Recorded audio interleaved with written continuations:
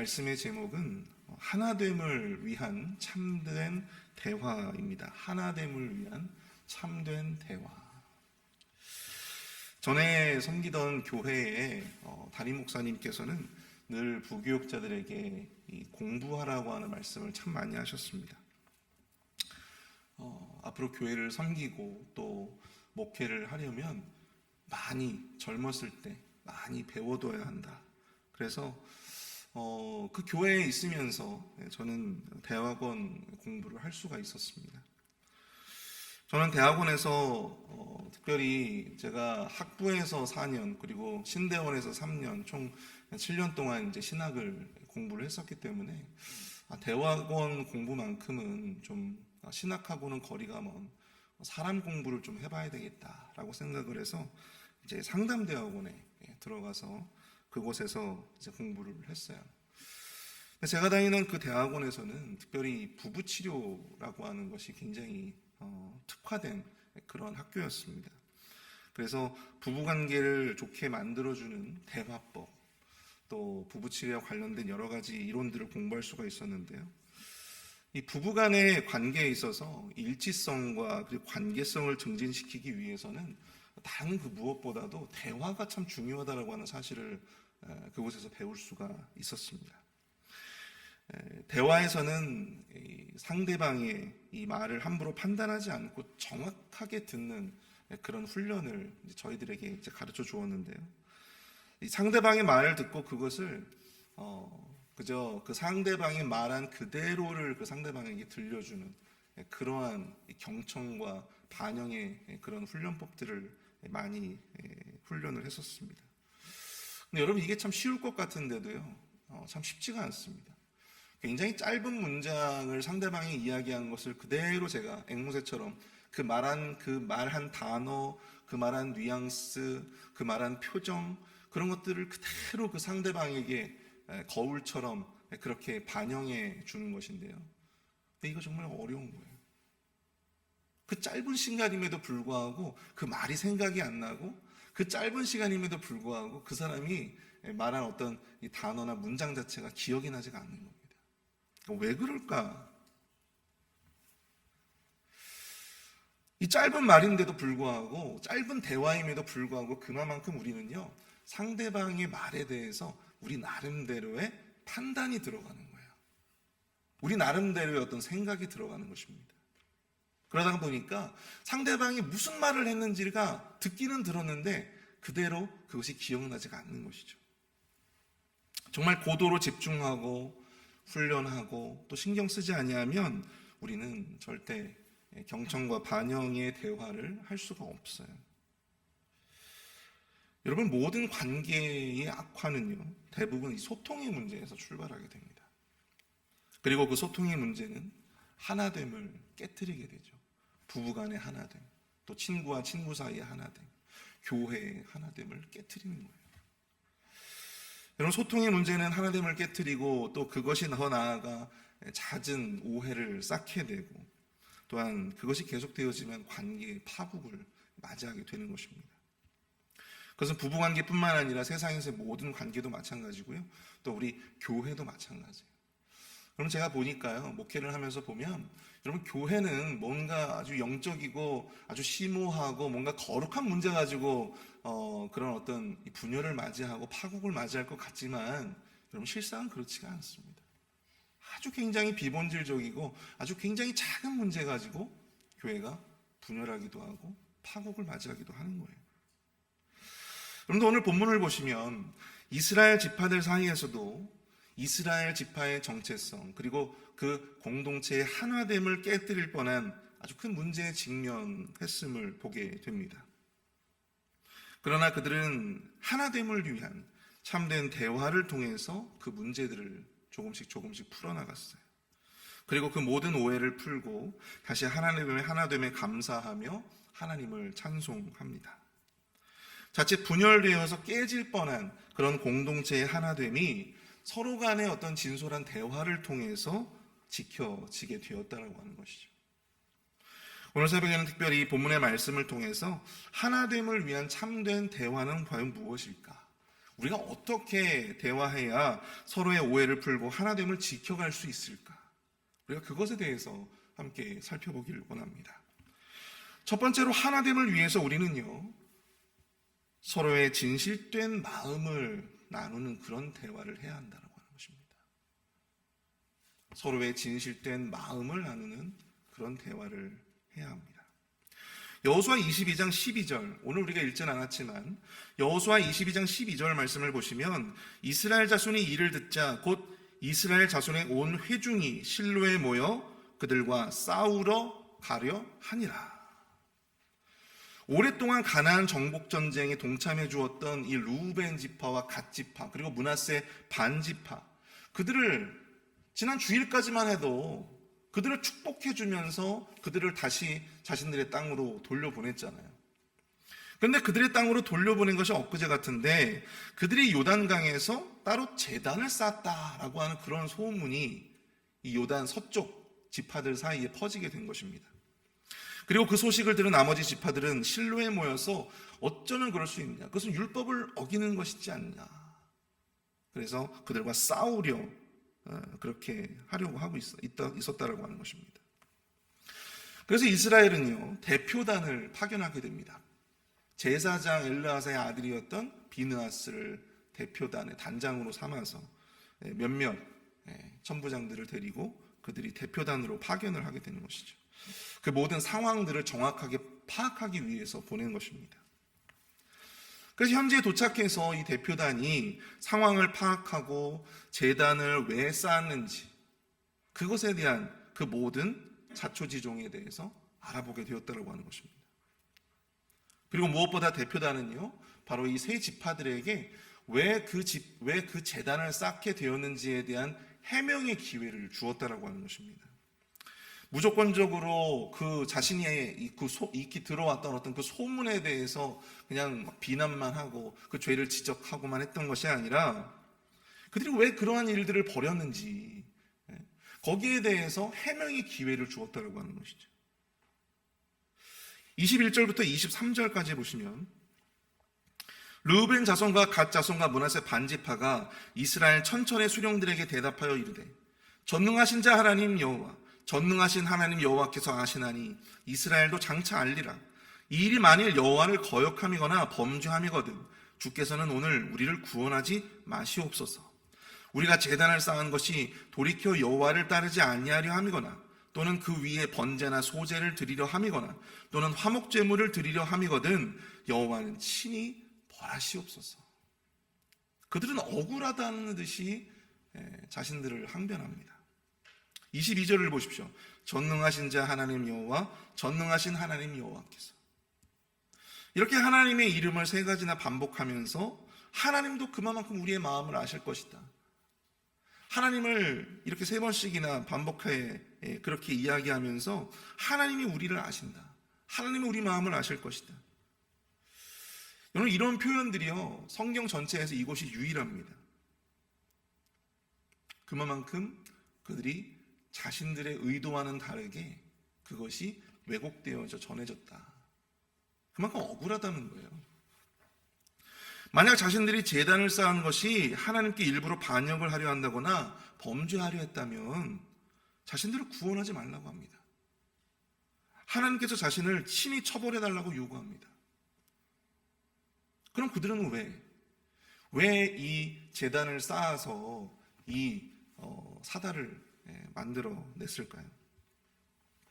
27절과 28절을 보시면 우리가 여호와 앞에서 우리의 번제와 우리의 다른 제사와 우리의 화목제로 섬기는 것을 우리와 너희 사이에 우리 후대 사이에 증거가 되게 할 뿐으로써 너희의 자손들이 후일에 우리 자손들에게 이르기를 너희는 여호와께 받을 분깃이 없다 하지 못하게 하려 함이라. 우리가 말하였거니와 만일 그들이 후일에 우리에게나 우리 후대에게 이같이 말하면 우리가 말하기를 우리 조상이 지은 여호와의 제단 모형을 보라. 이는 번제를 위한 것도 아니요 다른 제사를 위한 것도 아니라 오직 우리와 너희 사이에 증거만 되게 할 뿐이라. 이는 상대적으로 적은 지파가 속해 있는 요단 동쪽 지파들이 이 서쪽 지파들에게 훗날 여호와께 받을 분깃이 없다, 부당한 대우를 받지는 않을까? 자신들의 후손이 이스라엘 백성들임에도 불구하고, 이스라엘 민족임에도 불구하고 자신들의 그런 공동체로부터 자신들이 종교적으로 어떤 부당한 대우를 받지는 않을까? 그것을 우려해서 이 제단, 우리도 비록 너희들과 따로 살고 있기는 하지만 우리도 이스라엘 민족이고 우리도 하나님을 믿는 사람들이다.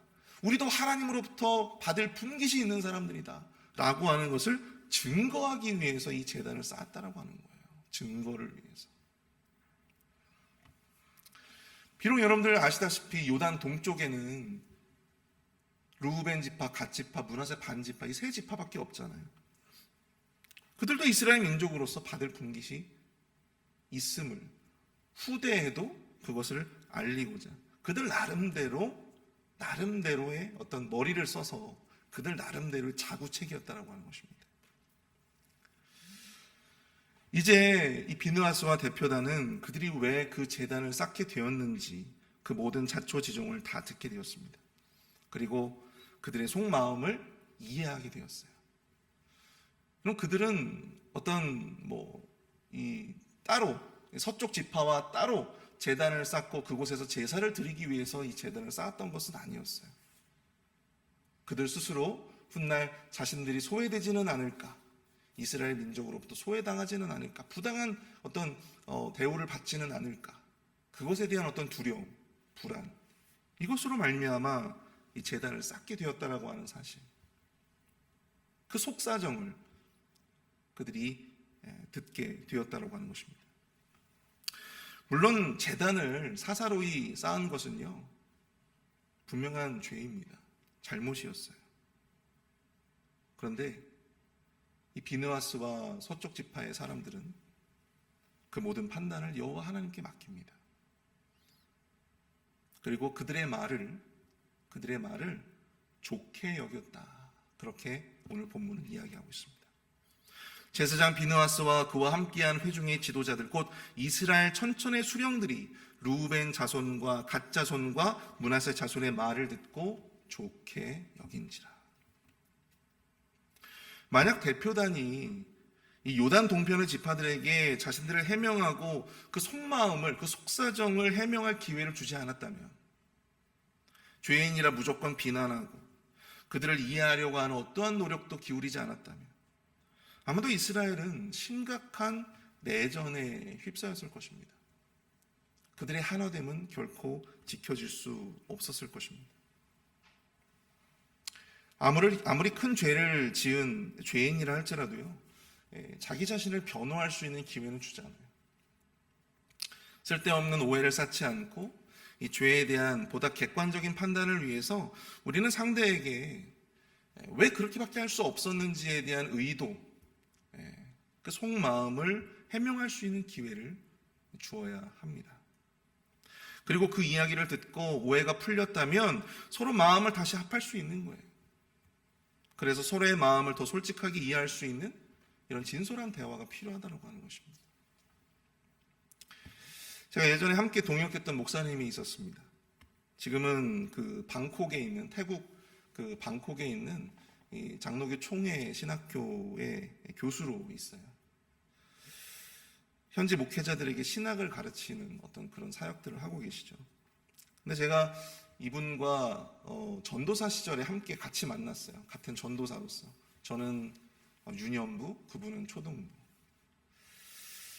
근데 처음에 만나서 몇 번 대화를 나눠봤는데 이분이 참 대구 분이었는데 아주 말이 거칠더라고요. 사투리도 있고. 하루는 제 설교를 듣더니만 그 전도사님은 감리교 출신이라서 그런지 몰라도 설교를 들어보니 그 설교의 예화가 참 많습니다. 그런 이야기를 저한테 하시는 거예요.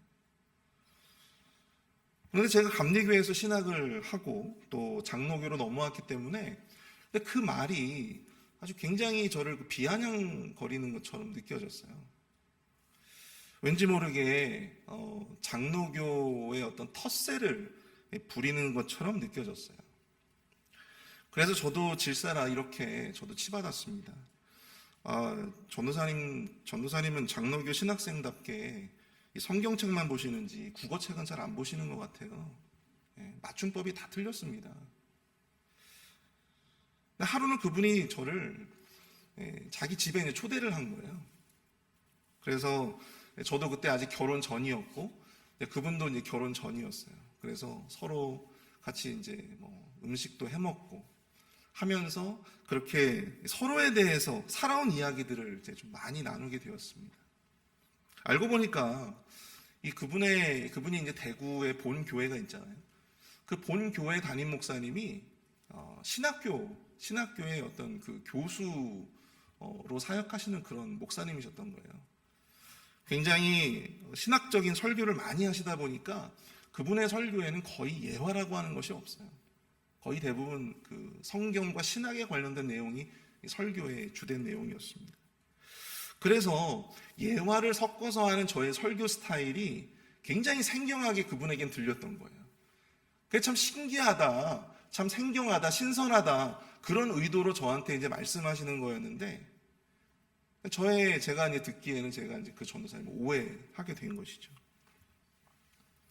나중에는 그분과 이제 여러 가지 대화를 나누면서 참 많이 친해졌습니다. 둘이 영화도 보러 다니고 정말 둘도 없이 친한 사이가 됐죠. 그분이 설교를 한 후에는 저에게 맞춤법을 이렇게 교정해 달라고 저에게 이제 요청까지도 하시는 그런 관계가 되었습니다. 서로의 마음을 또 지난한 어떤 살아온 이야기들을 함께 나누고 서로에 대해서 조금씩 이해할 수 있는 시간들을 갖다 보니까 자연스럽게 친해지게 된 거죠. 사랑하는 성도 여러분, 저는 개인적으로 여러분 드라마나 영화 같은 데서 나오는 악인들은 저는 세상에 없다고 생각을 합니다. 다만 각자가 살아온 이야기가 다른 것뿐이 아닐까라고 하는 생각들을 해보게 됐어요. 그 이야기를 모르니까 각자가 어떠한 배경에서 또 어떠한 사람들을 만나고 또 어떤 일을 겪으면서 살아왔는지 모르니까 겉으로만 보여지는 어떤 서로의 말투, 말, 행동, 표정, 어떤 그런 것들만 보이잖아요. 그리고 그것만으로 그 사람에 대해서 판단하니까 오해가 쌓일 수밖에 없는 것이죠. 그래서 결국 그 오해들이 쌓이면 싸움이 되고 또 분쟁이 되는 것입니다. 일치와 하나됨을 깨뜨리게 되는 것입니다. 여러분, 서로의 이야기를 해보실 수 있기를 바랍니다. 하나됨을 위해서 부부간에도 서로의 이야기를 해보세요.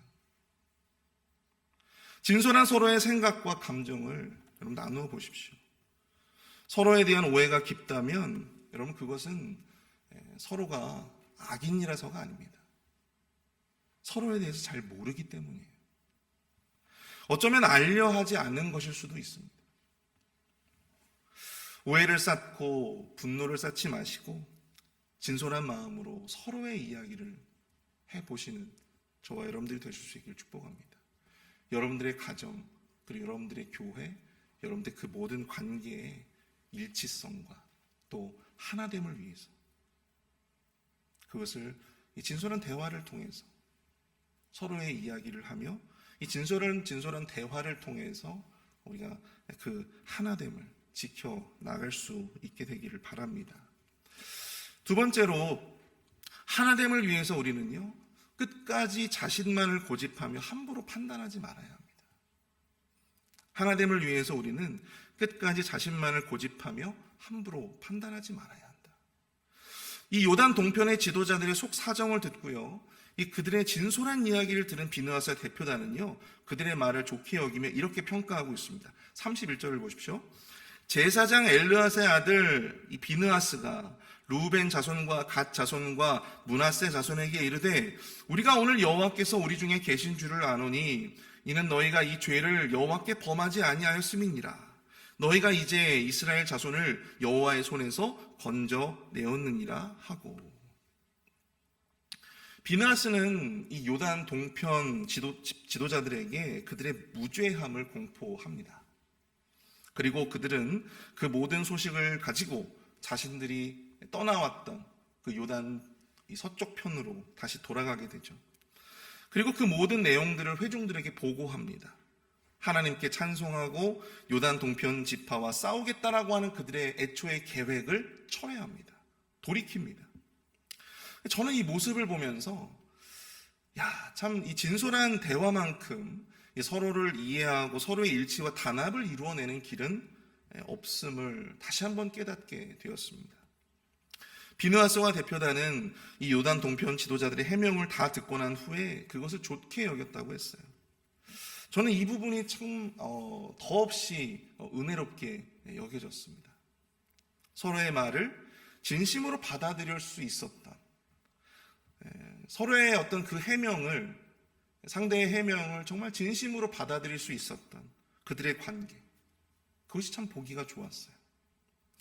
서로가 진실이라고 말은 하지만 그것이 거짓일 거야 라고 그렇게 함부로 판단했더라면, 서로가 그것을 오해라고 말하고 뒤에는 뭔가 다른 꿍꿍이가 있을 거야, 뭔가 다른 어떤 그런 마음이 있을 거야 라고 의심했더라면, 단정했더라면, 그들은 아마도 이런 결말, 이런 아름다운 어떤 결말을 도출해내지 못했을 것입니다.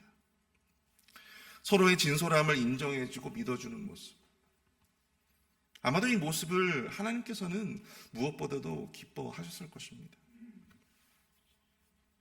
사람은 각자의 생각대로 서로를 판단하죠. 자신을 기준 삼아서 다른 사람들도 이러할 것이다 라고 생각을 합니다. 그래서 그런지 아무리 진솔한 대화를 나누어도 서로의 판단과 단정이 여전하다면 여러분, 그 대화는 아무런 의미가 없게 되어버린 것입니다. 여러분, 성경에서 우리는요, 소통의 대가인 예수님을 만나게 됩니다. 요한복음 여러분 4장을 보시면 수가성 여인과 예수님이 대화를 나누는 장면을 여러분들이 보실 수가 있어요. 여기서 수가성 여인은요, 물을 달라고 청하는 예수님께 어찌 유대인이면서 사마리아 여자인 나에게 물을 달라 하십니까? 하면서 빈정거립니다. 그도 그럴 것이 그녀는 남편이 5이나 있었고 또 지금까지 하면 총 6번의 결혼을 한 그런 여인이었어요. 지금보다 훨씬 더 보수적이었던 어떤 당시의 시대상을 감안해 보더라도 얼마나 많은 따돌림과 시달림이 그에게 있었을까. 그래서 자기에게 접근하는 모든 사람들을 의심하고 또 자기 스스로 그렇게 차단해 버리는 것이죠. 모든 관계를 차단하는 거예요. 그러다 보니까 아무도 더워가지고 나오지 않는 그 정오의 시간에 아무 사람도 없는 바로 그곳에 그녀 혼자서 그렇게 물을 기르러 나온 거였죠. 예수님은 그녀의 그 모든 것들을 아시고 그녀와 이 대화를 통해서 그녀를 함부로 판단하지 않습니다. 오히려 그녀의 말을 잘 들어주시고 그 답변을 토대로 말씀을 이어가시는 모습들을 우리가 본문을 통해서, 요한복음 4장의 말씀을 통해서 우리가 확인해 볼 수 있어요. 그렇게 복음도 전하시고 또 그녀의 굳게 닫혀졌던 그 마음의 문도 활짝 열게 되었습니다. 사람들이 싫어서 아무도 나오지 않는 정오에 물을 기르러 나와야 했던 이 수가성 여인이 오히려 사람들을 찾아다니며 사람들에게 복음을 증거하는, 예수님을 증거하는 그러한 여인으로 탈바꿈시키는 그런 모습들을 우리는 확인해 볼 수 있어요. 수가성 여인이 자신의 남편에 대한 이야기를 한 것은요, 정말 이 남들에게는 숨기고 싶은 아픔을 이야기한 것입니다. 그러나 이마저도 세상 사람들은 손가락질하고 그녀의 진심을 알아주지 못했죠. 박복한 사람이라고, 어쩌면 난잡한 여자라고 그렇게 수군수군 되었을 것입니다. 우리 안에는 이처럼 이 상대의 어떤 진솔한 이야기에도 그것을 믿지 않고 그것을 오히려 자신의 기준에 따라서 판단하고 오히려 왜곡하는 어떤 그런 마음들이 있어요. 그리고 그것은 공동체의 어떤 하나됨, 연합을 방해합니다. 사랑하는 성도 여러분, 연합을 원하고 하나 되기는 원하는데 서로의 말이나 서로의 존재를 신뢰할 수 없다. 그렇다면 우리는 결단코 진솔한 대화, 참된 하나됨으로 나아갈 수 없는 것입니다. 우리 안에 단정하고 판단하고자 하는 마음이 있다면, 여전히 그 마음이 확고하다면, 여전히 그 마음이 너무나도 완고하다면 우리는 서로에게 더 이상 솔직하게 자신의 마음들을 이야기할 수 없을 거예요. 겉과 속이 다른, 앞에서는 너무나도 나이스하고 앞에서는 너무나도 친절한데 뒤에서는 욕을 하고 뒤에서는 그 거짓된 관계를 가져가는, 그 겉과 속이 다른 껍데기와 같은 어떤 그런 관계를 계속 해나갈 수밖에 없는 것이죠. 비느하스와 대표단은 자신들의 감정과 분노를 절제하지 못하고 이 요단 동편 지도자들의 어떤 그런 솔직한 해명들, 그것을 그들이 이해해주지 못했다면, 너희들 그거 거짓말하는 거지? 너희들 분명히 다른 속셈이 있었을 거야. 너희들 그거 가지고 하나님께 거역하려고 했지? 라고 그렇게 끝까지 자신들의 뜻과 자신들의 감정을 그들이 처리하지 않았더라면 그들은 지금과 같은 한 민족으로서의 어떤 정체성과 하나됨을 결코 지켜낼 수 없었을 것입니다. 사랑하는 성도 여러분, 하나됨을 원하십니까? 여러분들의 가정이 하나됨을 원하세요? 교회의 하나됨을 원하십니까? 그렇다면 여러분들의 그 판단과 가정을 멈추실 수 있기를 바랍니다. 서로를 진실되게 인정해 주세요. 그 말을 여러분들 믿어주십시오. 상대가 거짓을 구하고 나를 속이려 한다면 여러분, 내가 벌하지 않아도 하나님께서 벌하실 거예요. 하나님은 심판하실 것입니다. 하나됨을 위해서 여러분, 심판은 우리의 몫이 아니에요. 심판은 우리의 몫이 아닙니다. 심판은 하나님이 하시는 거예요. 서로의 진실에 대한 그 솔직한 인정, 포용, 그것만이 참된 연합과 하나됨을 지켜갈 수 있는 우리의 선택인, 바로 그 사실을 여러분들 우리가 기억하며 나아갈 수 있기를 바랍니다. 말씀을 정리합니다. 정복전쟁이 끝나자마자 이스라엘 백성들은 내전의 위기에 휩싸이게 되었습니다. 이처럼 사탄과 마귀는요, 끊임없이 이 공동체의 하나됨과 연합을 막고자 합니다. 그럴 때일수록 서로에 대해서 진솔하게 대화할 수 있어야 돼요. 서로에게 솔직해져야 돼요. 또한 서로의 그 진솔함을 신뢰해주고 또 하나님께 그 모든 판단을 맡겨야 됩니다. 설사 저 사람이 나에게 여전히 거짓말을 하는 것 같이 보여도 하나님께 그 모든 판단을 맡겨야 돼요. 이래야 우리의 하나됨과 연합을 지켜낼 수 있는 것입니다. 아무쪼록 우리의 가정과 또 우리의 모든 부부의 관계, 또 우리의 모든 교회, 우리 모든 공동체가 하나됨의 진솔한 대화를 통해서 소통할 수 있게 하시고 또 하나 될 수 있게 해달라고 여러분들 함께 우리 좀 기도했으면 좋겠습니다. 우리가 그 모든 제목들을 놓고 우리가 함께 기도하도록 하겠습니다.